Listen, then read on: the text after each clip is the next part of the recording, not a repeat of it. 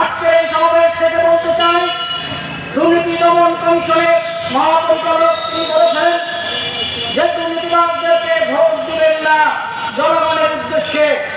আমি বলতে চাই, মাননীয় পরিচালক সাহেব, আপনি রাজনৈতিক বক্তব্য পরিহার করুন। আপনি রাষ্ট্রের কর্মচারী, তাদেরকে গ্রেপ্তার এবং আইনের আওতায় আপনার দায়িত্ব, রাজনৈতিক বক্তব্য দেওয়া আপনার দায়িত্ব নয়। অনতিবিলম্বে আগামী ত্রয়োদশ জাতীয় সংসদ নির্বাচনে যারা এবং যে দলের প্রার্থী হবে তাদের দুর্নীতি অনুসন্ধান করে নির্বাচনের আগেই তাদেরকে আইনের আওতায় আনতে হবে।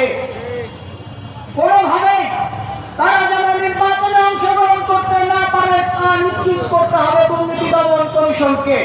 প্রিয় বন্ধুগণ, আগামী ত্রয়োদশ জাতীয় সংসদ ঘিরে বাংলাদেশে একটি ব্যাপক আলোচনা এবং উত্তেজনা শুরু হয়েছে। আপনারা জানেন, এই 5ই আগস্ট এই শেখ হাসিনা সরকারকে উৎখাতের যে বিপ্লব, সেই দিনগুলির কথা আপনারা একটু স্মরণ করেন।